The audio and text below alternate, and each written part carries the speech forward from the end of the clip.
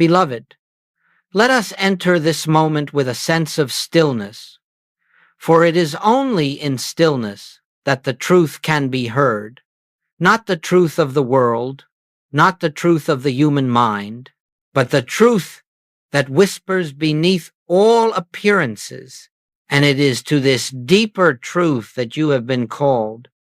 There comes a time in the life of every earnest seeker when something within begins to stir. You cannot explain it, you did not choose it, and yet it rises. A quiet dissatisfaction appears not as complaint, but as a knowing that the life you have lived, the identity you have carried, the concerns that once held your attention are no longer enough. They no longer satisfy. They no longer fit. And when that moment comes, there is often a sense of aloneness. Not because the world has abandoned you, but because you are leaving behind a world that no longer speaks to your soul. You see, the world of the personal self, its fears, its ambitions, its anxieties, its noise has been the atmosphere in which you walked for many years. You breathed it, you accepted it, you believed it. And then, one day, without knowing why or how, the veil begins to thin. You begin to sense that there is something deeper at the center of your being, something more real than the person you thought yourself to be.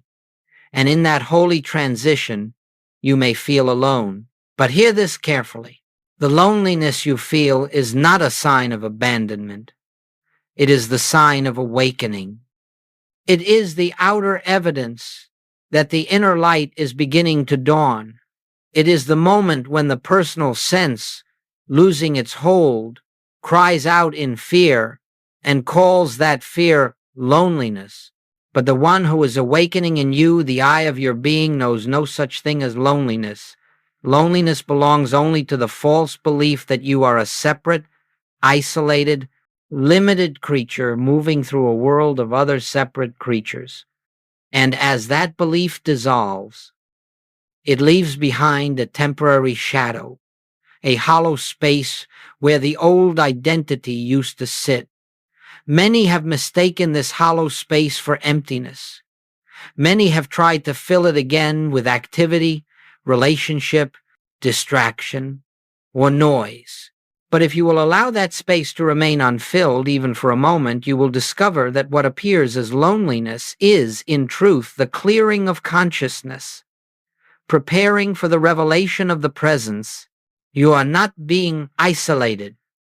You are being invited away from the crowded marketplace of human thought, invited away from the world's fears and opinions, invited into a deeper chamber within your own being where the still small voice can be heard. When Jesus went into the wilderness, he was not escaping the world. He was entering the silence in which the presence can reveal itself. And when you find yourself in what feels like wilderness, when familiarity drops away, when the old support collapses, when you feel that no one fully understands what is happening in you, know that you are in the very same sacred territory. For every spiritual birth requires a period of separation. Every revelation requires a silence preceding it. Every awakening emerges from a solitary stillness in which the soul turns inward and says, "Speak, Lord, for thy servant heareth."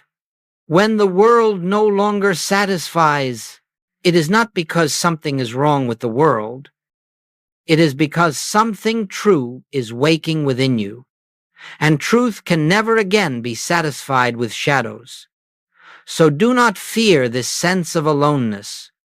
Do not rush to escape it. Do not try to fill it with noise or company or constant movement. Be still with it, for this aloneness is not a void. It is the beginning of union. It is the doorway through which the infinite enters your awareness. And soon you will see this loneliness will reveal itself as the birthplace of communion. Communion with the eternal presence that has always lived within you, though you had not yet turned inward to recognize it. Let us move gently into this deeper understanding, for what appears as loneliness is only the first flicker of spiritual vision, the first light of dawn on the path that leads from personal sense to Christ consciousness. Beloved, let us continue in the same stillness, for truth cannot be heard by the restless mind. It must be received in the quiet of the heart. There is a phrase often spoken in mystical language, the chosen ones. But understand this: no one is chosen above another. No one is singled out for divine favor, nor marked by heaven with privilege. God plays no favorites, for God is the same infinite presence expressing as the life of every being. So what, then, does it mean to be chosen? It means simply this: You have responded to a call that many have felt but few have recognized. A call that does not come in thunder or vision, but in a subtle dissatisfaction, a quiet longing, a restlessness that no human accomplishment can soothe. You have responded to a whisper that said, "There is more than this. There is deeper truth. There is a life behind your life, and it is calling you home."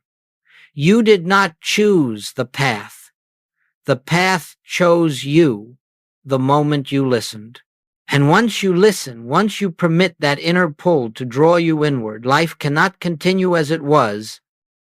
People who once felt close may no longer understand you. Interests you once shared with others may lose their flavor. The world that once seemed solid and appealing may begin to fade like a dream upon waking. This is not because the world has rejected you. It is because you have ceased to belong to the collective dream of separation. When truth begins its work in a soul, the old structures must fall away, not by force, but by the natural law of consciousness. As light breaks into a darkened room, the shadows flee, not because they are punished, but because they cannot remain in the presence of illumination. So it is with you. You have been touched by an inner light, not of your making, not of your intellect, not of your will. And because of that light, you can no longer live as one who is blind. You cannot cling to the old patterns, the old fears, the old beliefs, the old conversations, the old identity. They simply no longer fit. You have outgrown them. And any time growth occurs, there is a period in which the old has fallen away and the new has not yet fully appeared. That is the interval the world calls loneliness. But spiritually, it is the holy gap between the old self and the revealed self. You see, those on the spiritual path do not walk alone because they are rejected. They walk alone because they cannot walk where they once walked. They cannot walk in fear when they have glimpsed the presence. They cannot walk in judgment when they have tasted compassion. They cannot walk in limitation when they have felt the thrill of infinity stirring within. They cannot walk in superficiality when the heart has awakened to reverence. The chosen ones walk alone because they are being led gently, lovingly into the chamber of the soul, where only the presence may guide them. The world, with its noise and speed and chatter, cannot accompany you into this inner sanctuary. Even those you love cannot walk with you there, not because they are unworthy, not because you are superior, but because the inner work is individual, silent, and sacred. This is why Jesus so often withdrew from the crowds. This is why the mystics retreated into deserts, forests, and inner silence. It was not escape, it was alignment. It was turning toward the one who alone reveals truth. And so, When you find yourself walking a path that seems empty of human companionship, know that there is a deeper companionship drawing near. You are being prepared to receive guidance not from books, not from teachers, not from human voices alone, but from the living presence within your own being. You are walking alone only because you are walking toward oneness. You are leaving the multiplicity of the personal mind and entering the unity of the Christ mind, and that transformation cannot be shared in its early stages. It must ripen in the silence of your own heart. Do not fear this solitude. It is not exile, it is consecration. For in this sacred aloneness, the presence will reveal itself not as a distant God, not as an external power, but as the I that lives as you. Beloved, let us rest again in the silence for a moment, for only in silence does truth rise to the surface of consciousness.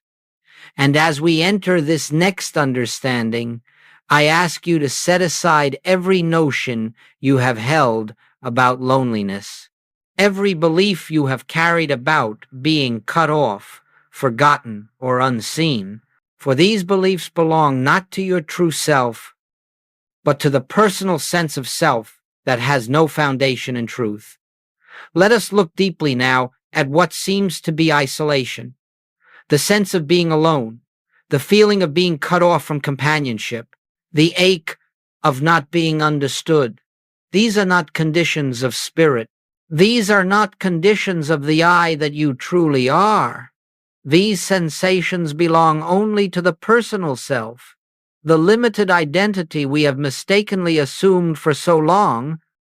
And when that personal identity begins to lose its place in consciousness, it cries out, it trembles, it resists, it whispers its last defense, I am alone.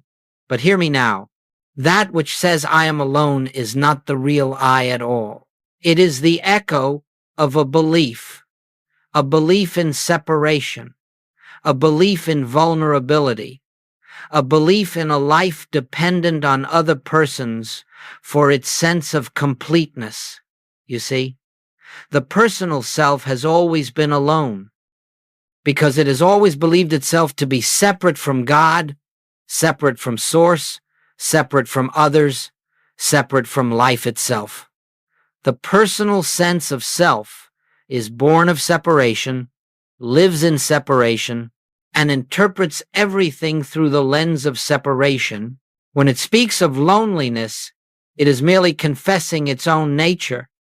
But you, your true being, are not the personal self. You are not its fears. You are not its history. You are not its limitations, nor its narratives, nor its trembling belief in abandonment. You are the infinite appearing as individual consciousness. The loneliness you feel, then, is not a spiritual condition.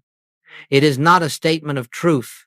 It is simply the sensation produced when the personal identity begins to dissolve in the light of awakening, as the false self loses traction, as the ego loosens its hold. There is a space, an interval, in which the old identity has faded and the new awareness has not yet stabilized. In that space, the mind interprets the release as loss. It interprets the dissolution of illusion as absence. It interprets silence as emptiness. But spiritual silence is not emptiness. Spiritual silence is fullness without form. The mind says, I am alone, but the spirit whispers, be still and know that I am God. The mind cries, no one understands me, but the spirit answers, I in the midst of thee am mighty. The mind fears, I am losing everything familiar, but the spirit reveals, you are shedding only what was never you, beloved. If you can see this clearly, if even for one moment you can recognize that the sense of isolation belongs only to the unreal identity, you will discover a freedom beyond anything the world can offer. There is no isolation in God. There is no separation in the I Am. There is no aloneness in the infinite presence that constitutes your being. When you touch even lightly the realization that you are not a personality seeking God, but God expressing as your individuality, the illusion of isolation begins to dissolve of its own accord, not through effort, not through self-analysis, not through trying to attract companionship, but through the simple recognition of truth. For what is there to be alone when infinity is your identity? How can you be abandoned when omnipresence is the essence of your being? How can you be isolated when God is the life, the breath, the awareness functioning as you? Loneliness has no reality in the Christ. Isolation has no place in the presence. The sense of being alone is nothing more than a passing shadow cast by a self that is disappearing. Do not cling to the shadow. Let it pass. For as it passes, something wondrous begins to dawn. A sense of inner companionship, not dependent on persons, not dependent on circumstances, not dependent on the world at all. This companionship is not metaphorical. It is not imagined. It is not symbolic. It is the living presence revealing itself within your own consciousness. And when that revelation comes, even if softly, even if briefly, you will know beyond any human doubt that you have never been, nor could ever be, alone. Let us move now into a deeper recognition. Beloved, we have seen that loneliness belongs only to the personal sense of self. But let us open our awareness to what replaces that sense when it dissolves. For the moment the false falls away, the true begins to shine forth. And what shines forth is not merely comfort, nor confidence, nor emotional reassurance, but something infinitely greater, the living companionship of the I Am. This companionship is not something you acquire. It is not something you earn. It is not something you summon. It is the very nature of your being. You are not a solitary creature trying to reach a distant God. You are not an isolated identity calling out into the void for a presence that seems to remain silent. You are the place where the infinite expresses you are in truth, the very avenue through which the I Am reveals itself. Goldsmith often said, "The presence goes before you, walks beside you, and stands behind you," but this is not figurative language. It is literal, though not literal to the senses, literal to spirit. For the presence that accompanies you does not come from outside. It arises from the depth of your own being. You may ask, how do I know this presence? You do not know it as you know objects.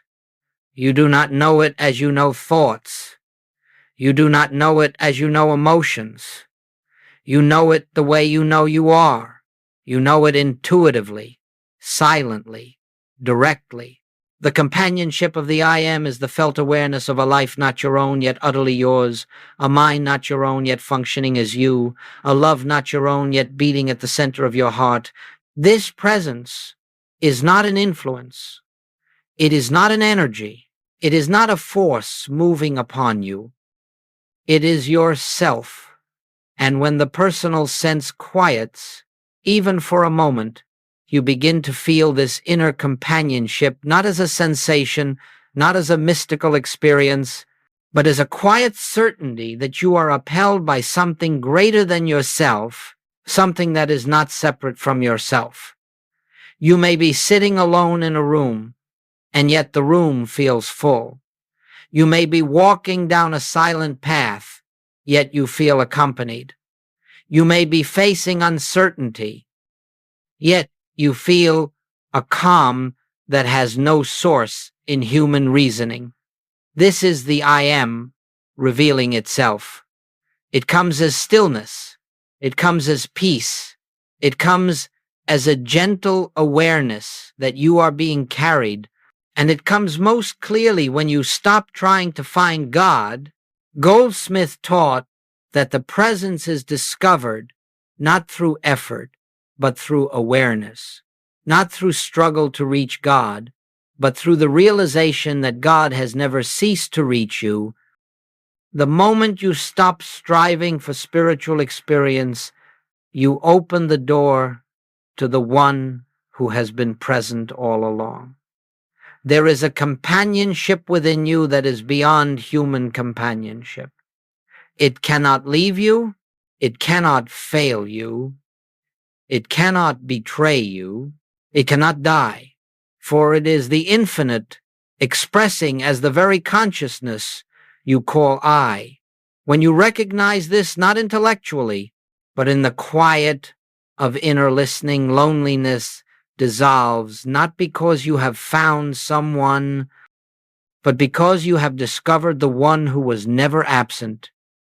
As you move through your day, practice this simple recognition: I am never alone, for the I that I am is God. I walk with the presence because the presence walks as me. Where I am, God is, and where God is, companionship is. Do not seek signs. Do not wait for feelings. Do not expect miracles. Simply rest in the truth that the life within you is infinite and therefore cannot be solitary. As this realization deepens, the world around you begins to change, not because you have altered it, but because your awareness has shifted. You see differently. You listen differently. You walk through life with a quiet radiance that others may not understand but will unmistakably feel. They will sense a peace in you they cannot define. They will feel a presence in you they cannot name. They will notice that you carry something invisible yet undeniable. That something is the companionship of the I am. It is not exclusive to mystics. It is not reserved for saints. It is not granted to the special few. It is the truth of your being now, in this moment, whether you know it or not. Your task is only to recognize it, to become aware of what already is, to let the false sense of isolation yield to the eternal fact of oneness. For in the light of that oneness, all loneliness disappears, not by addition, but by revelation. You discover that companionship is not something you seek. Companionship is something you are, beloved. As we continue this journey into the recognition of the I am within, we must speak tenderly and honestly about something that touches every seeker's heart. The way relationships begin to shift, sometimes gently, sometimes abruptly, when spiritual awakening unfolds. This is not a subject to fear, but a truth to understand. For without understanding, one might misinterpret these changes, thinking something has gone wrong, thinking that life is taking away companionship, or imagining that awakening must come at the cost of love. But hear me now. Awakening never removes love. It removes illusion. And when illusion dissolves, relationships do not diminish, they clarify. Let us look at this with spiritual eyes. You have lived many years, identified as a personal self, a bundle of memories, beliefs, opinions, preferences, fears, and desires, and those around you responded to that personal self. They knew the mask you wore, the role you played, the identity you defended. They knew the version of you that lived in the world of effects, the world of reaction, the world of separation. But when the inner light begins to stir, when the presence begins to reveal itself, when the I am becomes more real to you than the persona you once believed yourself to be, something in your vibration changes. You no longer speak the language of fear. You no longer find nourishment in complaining. You no longer join the chorus of limitation. You no longer agree with the world's verdict of lack, sickness, conflict, or despair. You no longer identify yourself or anyone else by their appearances. And so, without trying, without intending, without announcing anything, you begin to live differently, and those around you feel it. Some will sense your peace and wish to draw near. Some will feel your silence and become uncomfortable. Some will misinterpret your detachment as indifference. Some will accuse you of changing, and indeed you have, though not outwardly, but inwardly. You have changed kingdoms. You have stepped from the kingdom of personal sense into the atmosphere of spirit, and the two do not operate by the same law. This is why certain relationships fall away, not through rejection, not through bitterness, not through conflict, but simply because your consciousness no longer resonates with the old frequencies. It is as if you were once standing in a crowded marketplace, overwhelmed by noise, and now you have stepped into a quiet garden.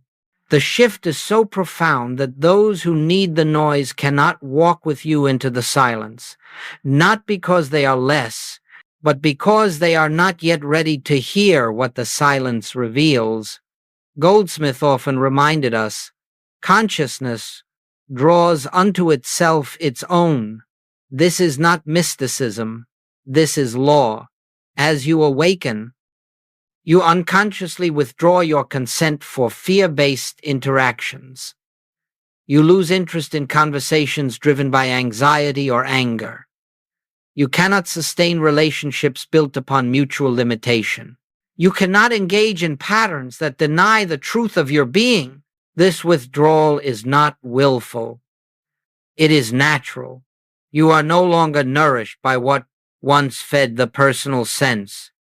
You have tasted the presence, and everything less than that, presence begins to fade of its own accord.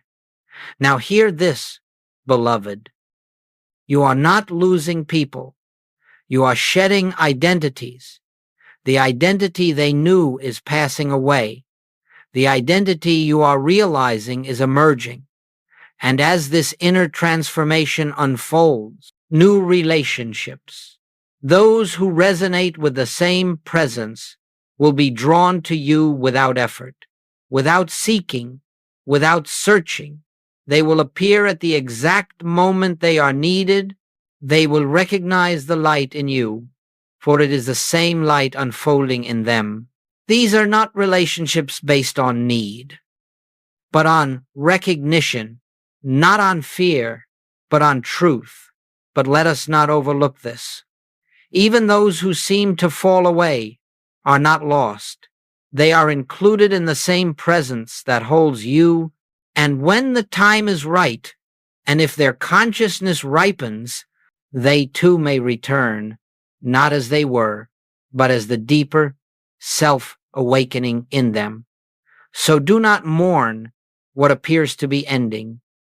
Do not resist what is changing. Do not cling to what is dissolving.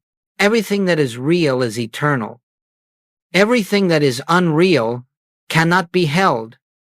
As you grow spiritually, relationships shift not to punish you, but to free you. Free you from the bonds of personal sense. Free you from the roles that confined you. Free you from fearing loss. Free you from seeking completion in another. For the one who has discovered the I am within can meet every person not from need, but from fullness, not from dependence, but from love, not from fear of being alone, but from the joy of sharing the presence that lives in all.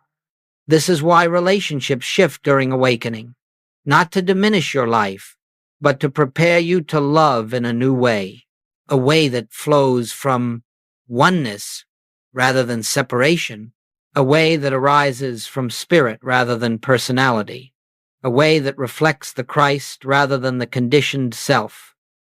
Beloved, now that we have understood the nature of loneliness and the shifting of relationships, let us enter the heart of this teaching. how loneliness itself becomes a doorway into mystical realization. If you will receive this truth now, with an open and listening heart, loneliness will never again appear as an enemy. For in spiritual life, nothing comes to harm you. Everything is a teacher. Everything is a passage. Everything is an invitation. Loneliness is not something to escape. It is something to observe, to stand within, and ultimately to transform when the sense of personal companionship fades, when the old ways of relating dissolve, when you feel the emptiness that once frightened you stop. Do not seek distraction. Do not run back into familiar patterns. Do not fill the silence with noise or movement. Pause. This pause is the foundation of Goldsmith's teaching. It is the doorway through which the presence becomes known. The moment loneliness arises, do not engage the story around it. Do not describe it to yourself. Do not argue with it. Do not analyze it. Simply ask, very quietly, who is the I that feels lonely? Do not rush to answer. Do not search for an insight. Do not try to change anything. Just hold the question in the stillness of your being in that moment. A sacred separation occurs, not a separation from others, but a separation from the false identity that claims loneliness. You will discover that the sense of loneliness belongs only to the personal self, the egoic self, the limited sense of me that has accompanied you through the dream of separation. It is not you who is lonely. It is the fading identity that feels itself slipping away. When you observe loneliness without identifying with it, loneliness begins to loosen its grip. It cannot survive observation. It cannot remain when the light of awareness falls upon it. It is like mist dissolving in sunlight. Now listen carefully. The dissolving of loneliness is not the goal. The recognition of the I am is the goal. Loneliness simply becomes the doorway. If you can learn to meet loneliness with stillness, with silence, with awareness, you will find that it transforms into something altogether different. It becomes a spaciousness, an inner clarity, a deep quiet that is not empty but full of presence. This is what the mystics meant when they spoke of the desert blooming. The desert is the absence of personal sense. The blooming is the revelation of the presence. When you pause in the midst of loneliness, you will begin to sense something subtle, something gentle, something that cannot be grasped by the intellect. You may feel a warmth behind the heart, or a softening around the mind, or a sense of being held without any external cause. This is not emotion.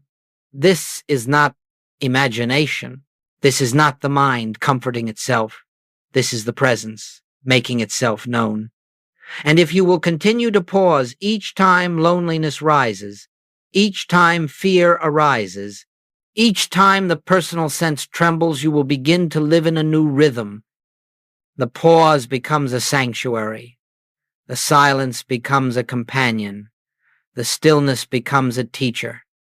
This is what Joel Goldsmith called practicing the presence. Practicing the presence is not thinking about God. It is not requesting God. It is not visualizing or affirming. It is recognizing that the very I, which observes loneliness, is not the lonely self at all. It is the infinite self, the I am, the Christ appearing as your individual consciousness. The moment you recognize this, even faintly, loneliness turns from a problem into a practice, from suffering into initiation, from emptiness into revelation. Here is the mystical principle Loneliness is the veil that hides the presence. The pause tears the veil. Recognition reveals the presence behind it, not by effort, not by struggle, not by technique, by stillness, by awareness, by willingness to stand in the silence. As you practice this, loneliness will visit you less frequently. And when it does arise, you will not fear it. You will meet it as a spiritual ally, knowing that it comes only to draw you inward, to release you from attachment to the personal sense, and to open you to the companionship that has always been within you. In time, and that time may be sooner than you expect, you will discover that loneliness no longer touches you at all, not because you have filled your life with people, not because you have solved your emotional needs, but because the I am has become your abiding awareness. And where the I am is recognized, isolation is impossible, beloved. As the inner work deepens, as the I am becomes more real to you than the personality you once believed yourself to be, a new challenge arises not within, but around you. You begin to notice that the world does not understand the shift that has taken place in your consciousness. And why should it? The world judges everything by appearances. The world sees persons. The world sees behaviors. The world interprets from separation. But the awakening that is occurring within you cannot be seen with physical eyes. It is not loud. It is not dramatic. It is not a public event. It is a silent unfolding of spiritual identity. And only those who are attuned to that same unfolding will recognize it. Do not expect the world to understand what God is doing within you. The world cannot understand silence. The world cannot understand peace. The world cannot understand detachment from fear. The world cannot understand why you no longer rush to fix conditions, to defend opinions, to enter arguments, to join in collective anxieties. The world cannot understand how you can sit in the midst of trouble, yet remain still. The world does not understand because the world sees only the outer, while awakening happens in the inner. And so, beloved, you may notice that your peace makes others uneasy. Your silence may disturb those who have not met silence within themselves. Your freedom from fear may seem unrealistic to those who still worship fear as their god. Your refusal to speak judgment may confuse those who gain their energy from conflict. This is not your failing. This is not their failing. This is the nature of awakening. When you shift from the personal sense to the recognition of the presence, you begin to live by a different law. You live by the law of spirit. You live by the law of oneness. You live by the law of revelation rather than reaction. And the world around you will try sometimes forcefully to pull you back into its rhythm, not out of malice, but out of misunderstanding. The world fears what it cannot categorize, and silence is a language it has not learned. You may hear things such as, "Why don't you worry about this? Don't you care? Why aren't you angry? Why won't you defend yourself?" Why aren't you reacting like everyone else? And if you are not rooted in the truth, you may begin to doubt your awakening. You may wonder if something is wrong with you, if you have grown cold, if you have become detached from life. But hear me now, you are not becoming detached from life. You are becoming detached from illusion. There is a vast difference. You are not losing your heart. You are discovering the heart of God. You are not rejecting humanity. You are seeing humanity through the eyes of oneness. You are not withdrawing from the world. You are perceiving the world without being imprisoned by it. This is what it means to live in truth while the world continues in appearance. Your task is not to convince anyone. Your task is not to justify your peace. Your task is not to defend your awakening. Your only task is to remain in inner alignment, no matter how the outer world responds, Goldsmith said. Do not attempt to bring truth down to the level of human belief. Lift your consciousness above belief and rest there. You cannot drag spiritual awareness into human conflict, but you can rise above conflict into spiritual awareness when others misunderstand you. Pause. When they pressure you, pause. When they judge your stillness, pause. When they fear your freedom, pause. And in that pause, recognize the truth. There is only one presence. There is only one power. There is only one life. And that life is living itself as you. Do not be tempted to abandon your peace in order to appear normal. Do not shrink your light to match the world's dimness. Do not silence the truth in you to protect the comfort of those who fear it. Walk gently. Yes, walk compassionately. Yes, walk without judgment. Certainly. But do not walk back into the darkness simply because others have not yet seen the dawn. You will discover something miraculous, even without speaking, even without explaining, even without trying. Your very presence becomes a teaching. People may feel calmer in your company without knowing why. They may sense clarity they cannot explain. They may feel lifted without a single word being spoken. This is not your personality. This is the Christ shining quietly through your consciousness. This is the presence, living as you learn to remain inwardly anchored in the I am.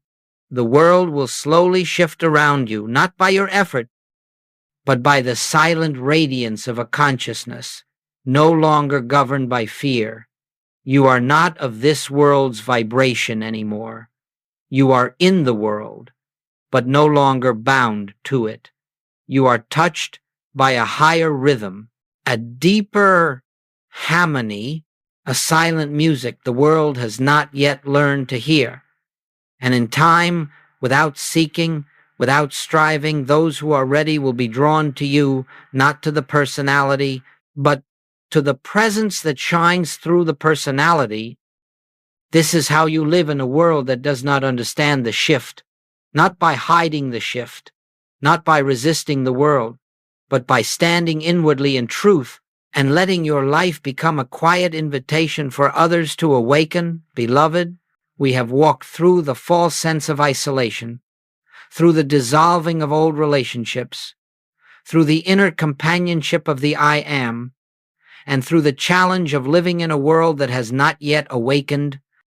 Now we come to the sacred culmination of this journey, the moment loneliness disappears. And I must tell you at the outset, loneliness does not end through effort. Loneliness does not end because you solve a problem. Loneliness does not end when someone comes into your life.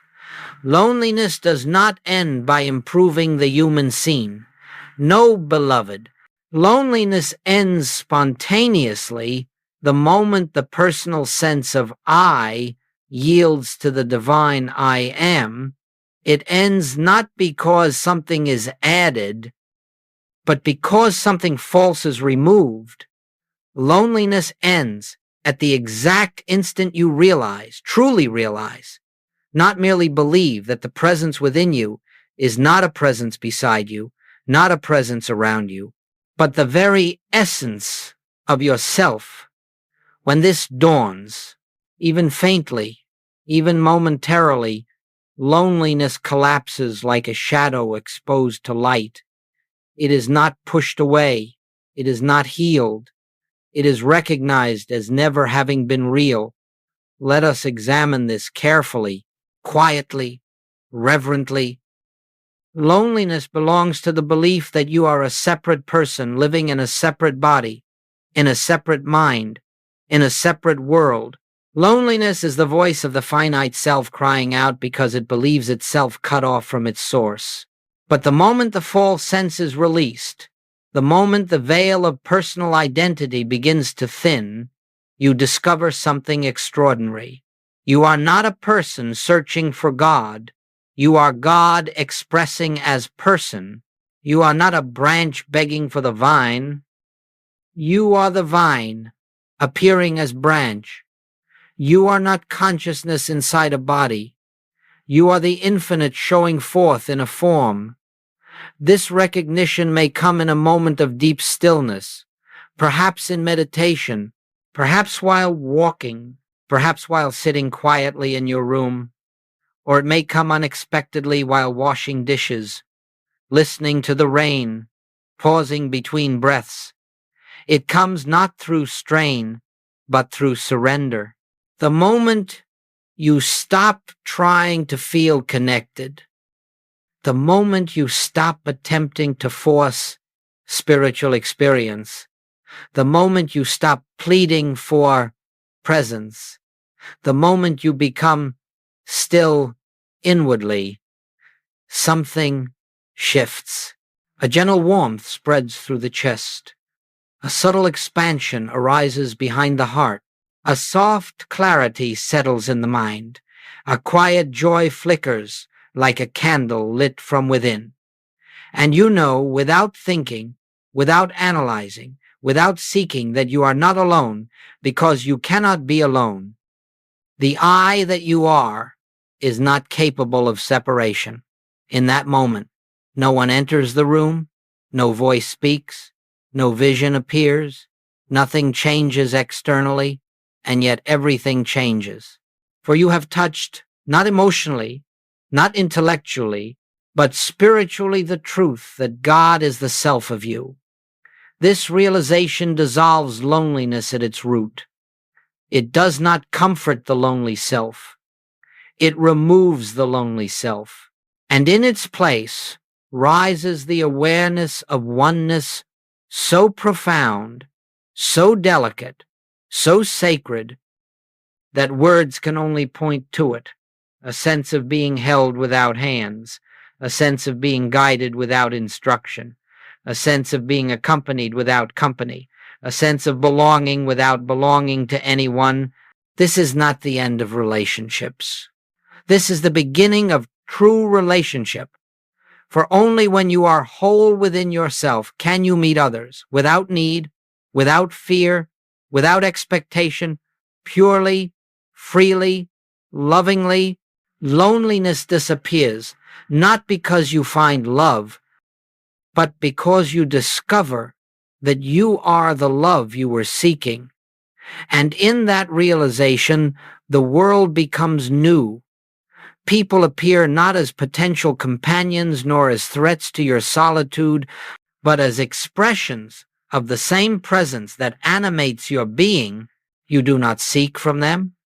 You do not cling to them. You do not fear losing them. You relate to them through the I am. And in that relating, there is warmth, tenderness, humor, kindness, and compassion without attachment, without grasping, without dependence. This is the miracle. Loneliness ends when the illusion of the personal self ends. And the illusion of the personal self ends in the recognition of the I am self, beloved. Once this moment has happened, even if only once, it leaves a mark upon your being. You may drift again into the old sense of identity, but you can never fully believe in separation again. The memory of truth will call you back, gently, lovingly, persistently, and each time you return, the truth grows clearer, the presence grows stronger, and the illusion grows thinner, until one day you find that loneliness has simply vanished from your vocabulary, from your experience, from your consciousness, not because you escaped it, but because you awakened from it. This is the moment loneliness disappears, when the one within you becomes more real than the many outside you, when the presence becomes your constant awareness, when the I am becomes the self you live from, and from that moment on, beloved, you walk the earth no longer as a seeker, but as a living expression of the infinite. Beloved, as we come to the close of this inner journey, I invite you once more into the quiet, into that sacred stillness where truth is not spoken but revealed. We have traveled together through the illusion of isolation, through the dissolving of old identities, through the companionship of the I am, through the shifting of relationships, through the challenges of awakening in a world still asleep, and finally to the radiant moment when loneliness disappears in the light of truth. But now, let us gather all of these threads into one simple, eternal realization. There is only one, not one person, not one mind, not one body, but one presence, one life, one consciousness appearing as all. This is the foundation of all mystical teaching. This is the heart of the infinite way. This is the essence of Christ consciousness. And it is this oneness that is calling you home now, not to a place, not to a doctrine, not to an experience, but to the recognition of your true identity. You have never been a separate self wandering through a hostile world. You have never been a lonely soul searching for connection. You have never been an abandoned being pleading for God's attention. You have been and remain the self of God. The I am appearing as your individuality, the infinite expressing in the language of your life. Everything you believed about separation was part of the dream, and the dream is fading. Everything you thought you needed from the world was part of the false identity, and that identity is dissolving everything you feared, everything you lacked, everything you longed for. These were shadows cast by a self that never truly existed, for only the I am is real. Only the presence is real. Only the infinite expressing as you is real. And so, as we close, let us rest in this sacred truth. You cannot return to oneness because you have never left it. You can only awaken to it. You can only remove the veil of the personal sense.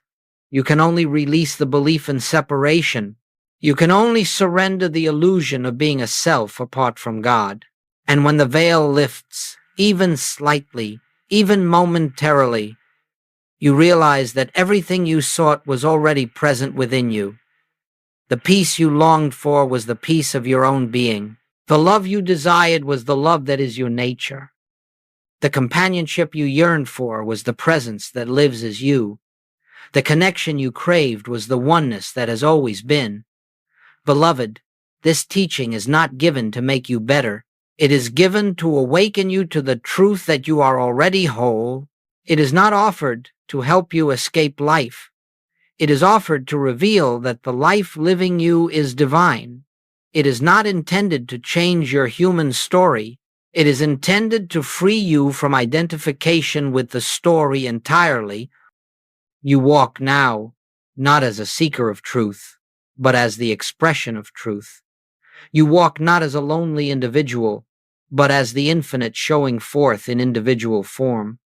You walk not with a heart burdened by separation, but with a heart illumined by the presence that cannot leave you, for it is you.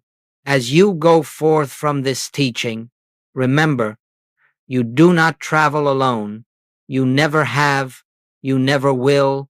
The I am goes with you, because the I am is the you that goes. Rest in this truth. Walk gently. Remain inwardly still. And whenever the world tries to convince you that you are separate, remind yourself, I and the Father are one. I and the presence are one. I and the I am are one. There is only one, and that one is my being. Beloved, this is your return, not to a place, not to a belief, but to the eternal truth of your identity. Live from this knowing, and your entire world will quietly transform from within